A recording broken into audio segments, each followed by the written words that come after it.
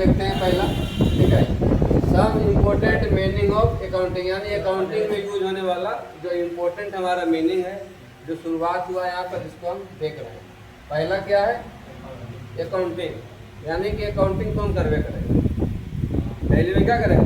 Accounting ही करना है, क्योंकि हम लोग शुरुआत यहीं से किए हैं कि हम लोग को अकाउंटिंग करना है। हिंदी होता है लेखा करना। एसेट्स, अब एसेट्स का तो लेन देन होगा, ट्रांजेक्शन किसका होगा? संपत्ति का तो लेन देन होगा। हम पैसा देंगे तो जमीन देगा, मकान देगा, घर देगा, बेचेगा, खरीदेगा, तो एसेट्स का तो लेन देन होना ही होना है, संपत्ति का लेन देन। अब संपत्ति दो प्रकार के हैं, ठीक है, एक करेंट और एक फिक्स। ये बताया हुआ है।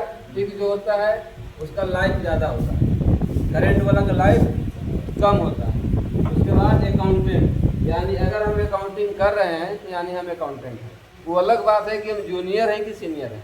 ठीक है, स्टार्टिंग फेज में आप क्या होते हैं? जूनियर अकाउंटेंट रहते हैं। लेकिन जब आपके पास 5 साल 10 साल का अनुभव हो जाता है, यानी आपको किसी से पूछने की जरूरत नहीं है, तब आप बन जाते हैं सीनियर अकाउंटेंट। ठीक है, कहीं दरोगा बनता है तो पहले क्या रहता है? वो असिस्टेंट रहता है। ठीक है, दरोगा भी बनता है तो पहले एएसआई रहता है, पहले एएसआई नहीं बनता। डीएम भी बनता है तो पहले क्या रहता है? जूनियर या असिस्टेंट ही रहता है, उसके बाद सीनियर बनता है, एसडीएम बनता है। बात समझ में आ रहा है? तो किसी भी पद पर जाते हैं तो पहले जूनियर बन के जाते हैं, 5 साल 10 साल काम कर लेते हैं, हमको अनुभव उस चीज़ का हो गया, तब हम बनते हैं सीनियर। अब जूनियर रहिएगा, डायरेक्ट सब कुछ आपको दे देगा तो आपका लिए चपरासी है ना, वो आपको चला लेगा, क्योंकि चपरासी के पास आपसे ज़्यादा अनुभव है। बात समझ रहे हैं? जिस विभाग में अभी आप ज्वाइनिंग किए उस विभाग में 10 को दरोगा देख लिया है। बात समझ में आ रहा है? तो 10 दरोगा का वो काम सीख लिया, यानी वो आपका भी बाप है। अभी आपको 5 साल काम करिएगा दरोगा के नीचे, तब आप उस चपरासी को ज्ञान दे सकते हैं। अभी आप चपरासी ज्ञान दे रहेगा कि कुर्सी के बगल में उस कितना अधिकारी आया, कितना गया, सबको देखा है और सबका बुद्धि देता है, बैठ करके देखते रहता है। बात समझ में आए ना? तो आपको एक्सपीरियंस चाहिए तब बनिएगा आप सीनियर। उसके बाद है डेटर एंड क्रेडिटर, यानी देनदार और लेनदार। देनदार कौन होता है? है ना? बिजनेस में जिससे पैसा लेना है, हम बिजनेस खोल रहे हैं, पहले तो ये समझना कि हम बिजनेस है या हमारा बिजनेस, ऐसे करके समझना। ऐसे समझ में नहीं आ रहा। हमारा बिजनेस है, हम मान लो बिजनेस है, तो हमको जिससे पैसा लेना है, ठीक है, वो अगला आदमी हमारे लिए क्या कहलाया? देनदार कहलाया। बात समझ में आ रहा है? जैसे कि तुमसे हमको 500 रुपया लेना है, तो तुम 500 रुपया का देनदार हुआ, हम क्या हुए? हम लेनदार हुए, हमको लेना है। ठीक है, बात समझ में आ रहा है? तो दोनों पार्टी में टर्म चेंज होगा। अगर एक पार्टी डेटर है तो अगला पार्टी क्रेडिटर है, और ये अलग बात है किसको देना है किसको लेना है। ठीक है, जो देगा वो देनदार, जो लेगा वो लेनदार। इसमें कंफ्यूजन होता है, ऐसे विद्यार्थी को शुरू से लेकर लास्ट तक कुछ ना कुछ कंफ्यूजन रहता है। अब वो समझ नहीं पाता है कि किसको लेना है, देना है तो ठीक है, लेकिन किसको ले रहे हैं, किसको दे रहे हैं, किसको देनदार करें। तो मोटा मोटी समझना है कि हम बिजनेस हैं या हमारा बिजनेस है, तो हम अगर जिससे देना है तो हमारे लिए क्या हुआ? देनदार हुआ, और हमको जिसको देना है। बात समझ में आ रहा है? जैसे हम तुमसे माल खरीदे, ठीक है, हम तुमसे माल खरीदे तो तुम क्या कहलाया हमारे लिए?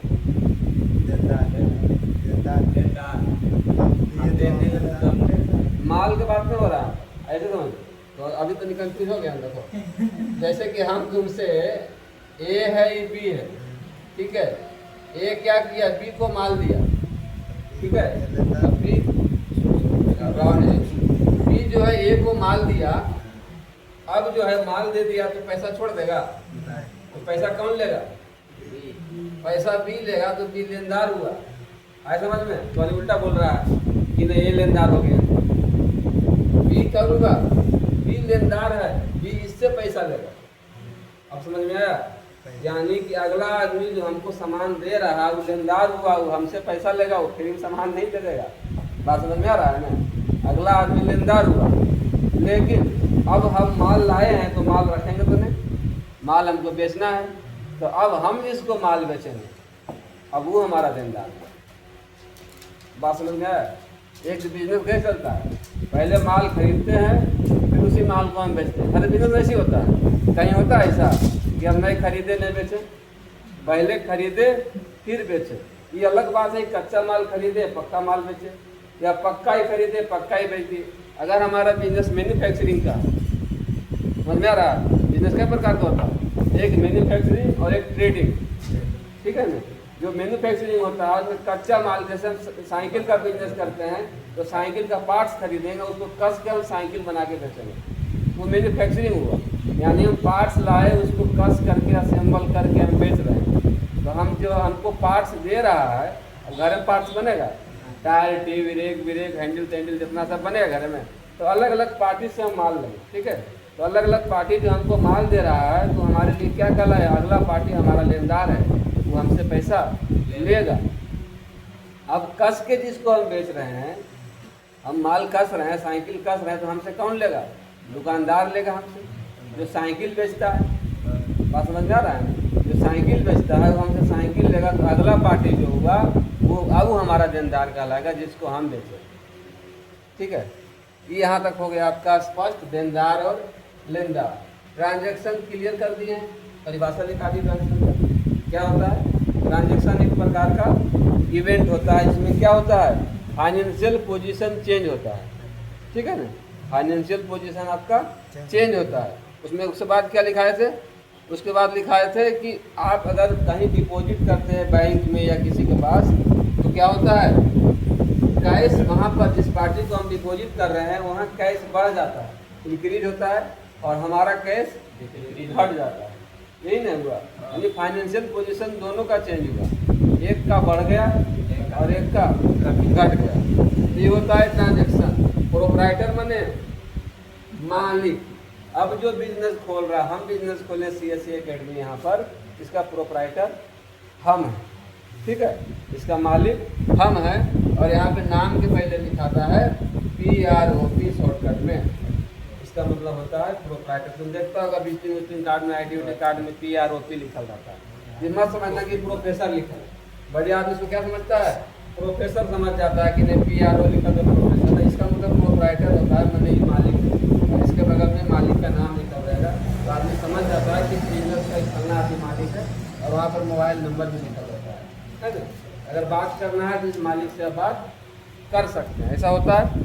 इसके बाद क्या है, मालिक के बाद अकाउंट मने खाता, ये तो हम लोग को पढ़ना ही है आगे, है ना। पढ़े भी हैं कि अकाउंट कै प्रकार का होता है ना, रियल, पर्सनल, नॉमिनल, पढ़े आगे। तो यही होता है अकाउंट, ठीक है। उसके बाद क्या है, पार्टनर मने हिस्सेदार। अब यहाँ पे मेन टाइप चालू होता है कि आप एक मालिक हैं, प्रोप्राइटर है, ठीक है, लेकिन आपका जो बिजनेस है ये क्या पूरा पूरी आपका ही है, ऐसा हो सकता है। भाई में दोस्त भी हो सकता है, जरूरी है दोनों भाई मिलकर बिजनेस करेगा, दोस्त भी हो सकता है। तो दो दोस्त मालिक मिलकर के अगर बिजनेस स्टार्ट किया है तो मतलब क्या हुआ, दोनों पार्टनर हुआ। अब निर्भर करता है कि 1 लाख रुपये का बिजनेस चालू किया है, मनीषवा ये मिलकर, राजवल्लभ मिलकर के बिजनेस चालू किया है, तो मनीषवा बोला कि 60,000 रुपया हम देंगे, राजवल्लभ बोला कि 40,000 रुपया हम देंगे, तो 60% का मालिक ही हो गया मनीष, और 40% का मालिक कौन हो गया, राजवल्लभ, ठीक है। तो कहने का मतलब हुआ कि जो जितना मिला है, सुनता अगर बिजनेस में कहता है कि इतना % शेयर हमारा है, शेयर मने हिस्सा, शेयर मने क्या होता है, हिस्सा। तो 60% हिस्सा हमारा है, 40% हिस्सा तुम्हारा, यानी जिसका हिस्सा ज़्यादा है उसका बिजनेस पर दबदबा ज़्यादा रहेगा, वो कभी भी हमेशा चढ़ल रहेगा। ये तो कम है, इसको तुम कभी भी चाहेंगे तो हटा दें, कम पैसा दे है ना। तो इसलिए कोशिश करता है, अब ज़्यादा ही शेयर लगाया है तो प्रॉफिट भी ज़्यादा लेगा। अगर 1 लाख कमाइएगा तो 60,000 ही लेगा, कहेंगे हमारा शेयर तो ज़्यादा है। यही कारण होता है कि बाद में पार्टनरशिप टूट जाता है, किसी न किसी रीजन से ज़्यादा दिन नहीं चलता। बड़ा बड़ा बिजनेस देखो तो कभी न कभी 5 साल में 10 साल में टूटता है, कभी न कभी दोनों अलग होकर के अपना बिजनेस करता है। ये नियम है। अब हीरो होंडा देख लो, इतना बड़ा कंपनी था, देखो हीरो अलग हो गया, होंडा करने का मतलब ही कभी न कभी बिजनेस में कुछ ना कुछ झोल होगा और बिजनेस टूटेगा, तो वो तो अलग बात हो गया। अब लायबिलिटीज में क्या होता है, दायित्व। दायित्व का मतलब हुआ कि अगला आदमी से आप कुछ लिए हैं तो आपको वापस करना, अगला आदमी से आप पैसा लिए हैं उधार वापस करना, ठीक है। तो किसी भी रूप में आप लिए हैं, सामान्य लिए तक प्रकार का उधारी हो गया, वो आपके ऊपर क्या हो गया, लायबिलिटीज हो गया। जैसे आप मान लिया फाइनेंस पर बाइक लेते हैं, ठीक है, 20,000 30,000 दिए, 1 लाख का बाइक उठा लिए, तो वो जो EMI कट रहा है हर महीना, वो 5,000 रुपये का महीना आपका लाइबिलिटीज है कि आप बैंक को दीजिएगा। वो आपका लाइबिलिटीज है, आपका वो एसेट्स नहीं है। आपका एसेट्स कब का लाएगा, जब आप पूरा पैसा दे दीजिएगा तब वो बाइक आपका है।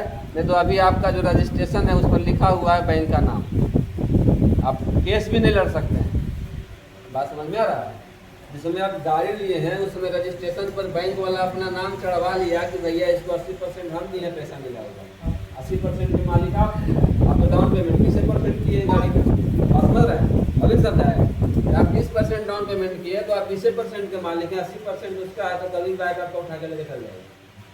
आप कुछ नहीं कर पाइएगा, कोई केस मुकदमा नहीं लड़ पाइएगा, कि पैसा उसका है, पैसा आप दीजिए, गाड़ी लीजिए, ठीक है।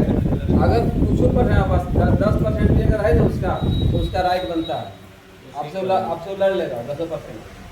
जब तक आप 100% आप पेमेंट नहीं करते हैं, आप उसका नाम वहाँ से नहीं हटा सकते हैं, बैंक का नाम, ठीक है।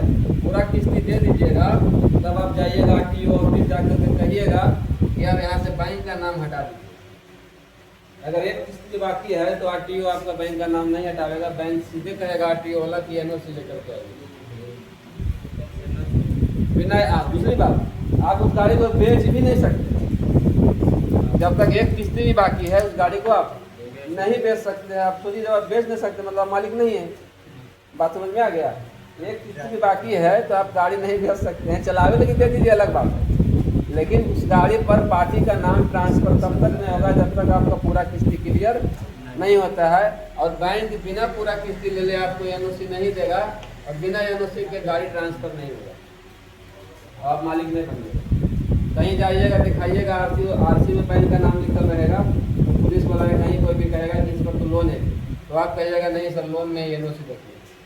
आप NOC दिखाइएगा तब कहेगा कि नया किसका आप मालिक, नॉन ऑब्जेक्शन सर्टिफिकेट। इसका मतलब होता है नॉन ऑब्जेक्शन सर्टिफिकेट, यानी अब मेरे तरफ से कोई ऑब्जेक्शन नहीं, आपको हम एक प्रमाण पत्र दे दिए हैं कि हमको कोई ऑब्जेक्शन नहीं है। अब आप उसको बेचिए, खरीदिए, जो मर्जी करिए, हमारी तरफ से कोई ऑब्जेक्शन। जैसे आप कंपनी में काम कर रहे हैं, ठीक है, आप रिलायंस कंपनी में काम कर रहे हैं, अब आपकी एयरटेल कंपनी में कई काम करने चाहिए, ठीक है।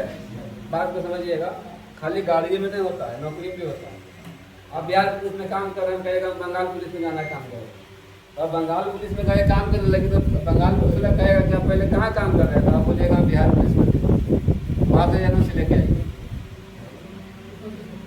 अब NOC बिहार पुलिस तभी आपको देगा जब आपसे संतुष्ट है, किसी भी प्रकार का आपके ऊपर कोई भी ब्लेम नहीं, जिसको हम लोग बोलते हैं TC। स्कूल क्या देता है? TC। स्कूल TC तभी देता है जब तुम्हारा फीस वगैरह सब क्लियर हो, लड़का जो है बढ़िया है, किसी किसी का तुम मार पीट के चल गया स्कूल में, है ना, मार पीट के कहीं और चल के स्कूल नाम लिखावेगा, अगला स्कूल कहेगा TC लेके आओ।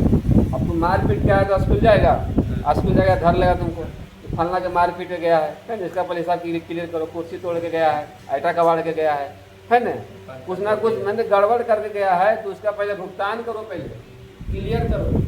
बात समझ में आ रहा है ना? तो अगर तुमको NOC मिलेगा, ठीक है। तो यहाँ तक हो गया लायबिलिटी। प्राइस ट्रांजेक्शन क्या हो गया? नगद में जो भी लेन देन करेंगे कोई बाकी बकाया नहीं, तो कैश हो गया। गाड़ी लेवल गए, पूरा पैसा हम दे दिए, 10 रुपये मांगा, सब दे दिए, क्लियर हो गया। कोई बैंक फाइनेंस EMI NOC से कोई मतलब नहीं, ठीक है। सीधे अपना पैसा दीजिए, गाड़ी लीजिए, गाड़ी का कागज आपके नाम पर रहेगा और हमको बैंक के नाम कहीं नहीं आएगा। यहाँ पर जहाँ आ गया क्रेडिट ट्रांजेक्शन, बस यही जो है आपका खेला चालू हो जाता है कि हम पूरा पेमेंट नहीं किए हैं, उधारी में लेन देन किए। अगर 10 रुपया भी उधार है तब वो उधार कहलाता है, ठीक है। तो पूरा टर्म हो गया क्लियर। इसके आगे हम लोग क्लास करेंगे, हेडिंग में डाल देना।